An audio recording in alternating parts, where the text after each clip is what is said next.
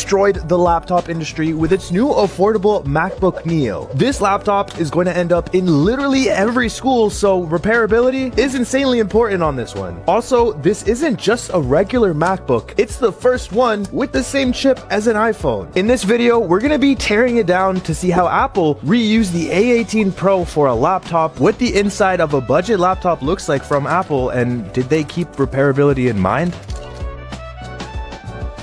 And here it is, the MacBook Neo. I've never seen the Apple logo color matched to the actual chassis. That's pretty cool. Let's open this up, take a look at the inside. We got a little protective film here. So inside the box, we obviously have our documents, and then we have a 20-watt charger, which is all you need really, but the MacBook can charge at 30 watts. And then we have the USB-C to C. We'll put all this aside. This MacBook looks absolutely amazing. It's sick that they actually color match the theme with the color that you pick when you buy it. So we didn't buy the Touch ID variant for the teardown, but we do have one, and later on in this video we're actually going to see if you can upgrade the 256 model to have Touch ID. But let's check out the bottom and see how we can open this guy up. Just like most other MacBooks, we obviously have a bunch of screws on the back, and down here we have the model number, which is A3404. We also have the serial number. This looks to be a pentalobe screw. We'll try the P5 screw tip and see what happens. So we're gonna hit the MacBook Neo with an unscrew, and that is a perfect fit. The screws are coming right off. Like I said in the intro, because of how cheap this device is, it's more important than ever that it is in fact repairable, so a bunch of these don't end up as e-waste. The middle screws over here actually have this metal piece and then threads, and the side screws, they just have threads. That's something to keep in mind after you've already taken the device apart and you're putting it back together. All the screws seem to be the same at the top of the MacBook where the hinge is. Now that we have all the screws removed from the MacBook Neo, we can get our first look at Apple's new budget laptop. We'll go ahead and open it up, and it's clipped in by something, which is very typical of these MacBooks. I think if we just like that, it should just come right off, and there we go. That is the MacBook Neo on the inside. A very good looking device for how cheap it is. That's pretty cool to see. The green complements everything really nice. When I saw this color, I knew I had to get it. But up here, we obviously have the motherboard. This is probably some sort of antenna band. I'm not quite sure yet. We have the battery, and down here we have the side firing speakers, and then we have the trackpad. We're gonna start off by removing the speakers and see how easy it is to take things off. So the speakers down here are held in by 4 T4 screws. These speakers apparently aren't very good, despite them taking up a huge chunk of the MacBook, but it's a budget laptop, so kind of expected. The left one is unscrewed. Let's see how we can remove it. Okay, no adhesive, absolutely nothing holding it in but those 4 screws, which is really nice. We have a connector up here, and boom, we have the left speaker removed. That was almost too easy for an Apple product. Let's see if the right speaker is the same. And I saw the speaker move. Let's see if we could just, and boom, what is going on? So we have both speakers removed, and underneath the right speaker, we have the headphone jack, which also appears to be very modular. Let's see how easy it is to remove this. And is there adhesive?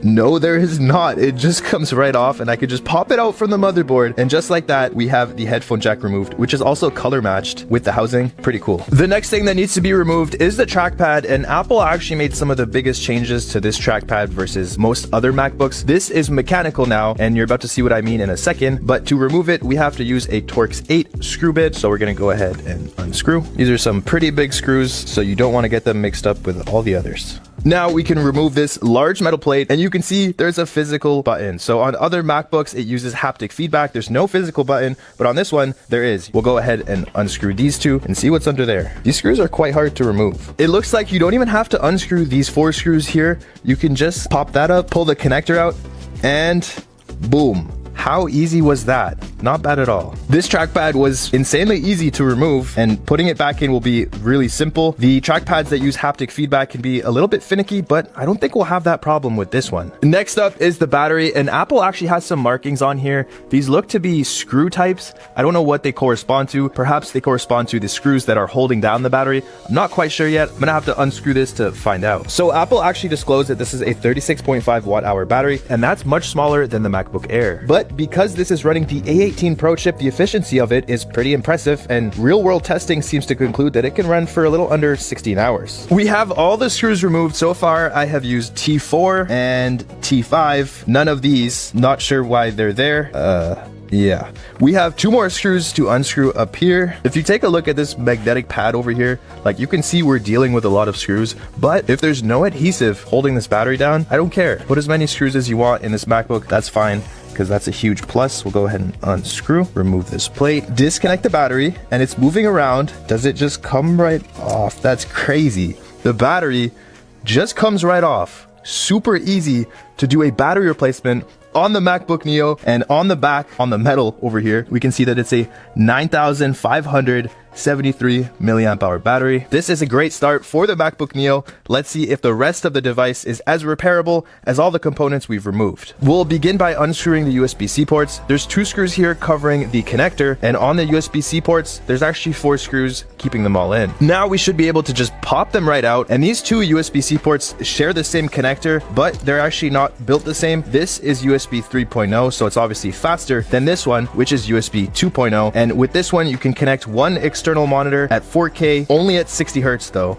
and this one, yeah, good luck doing anything on it. It's pretty slow. We're gonna see now how easy it is to replace the display if it breaks. To disconnect it, there's 2 connectors that we have to remove. These connectors have a little bar that you can flip back and pull on, and it just pops right out. We're gonna do the same to the other side here, and we're just going to pull that right out. Next, we have 2 screws in each side of the hinge, which is made of metal and securely fastened, meaning it won't randomly break like some of the other laptop hinges on the market. I'm also gonna unscrew the antennas here so that there's nothing in the way of us removing it. And there we go. The resolution of this display is around 2K. It has sRGB and its peak brightness is 500 nits. But Apple didn't include something with this laptop, which is True Tone. It likely lacks an ambient light sensor, which means no True Tone. It's also just 60 Hz. The bezels are kind of thick, and the webcam up here is decent. It's 1080p, but there's no center stage or desk view feature. Replacing this is going to be pretty easy for the average person though, which is a huge perk. We still need to unscrew this screw, and we can disconnect these cables. Removing that actually revealed the 2 microphones that this MacBook has. We're so close to removing the motherboard. To take a look at that A18 Pro chip, how does an iPhone chip look on a MacBook motherboard?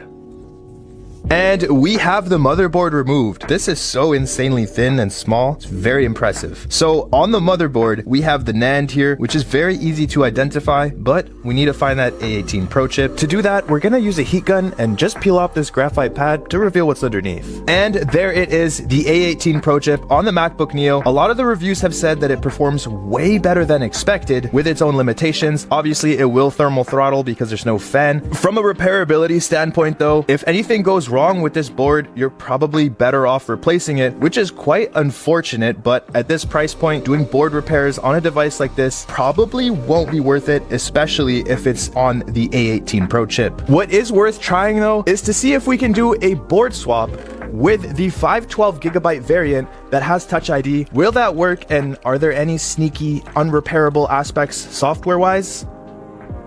So I have the 2 boards swapped, which simulates all the parts being replaced, like literally every single part is technically replaced right now. And if we log in to the MacBook, everything seems to be working.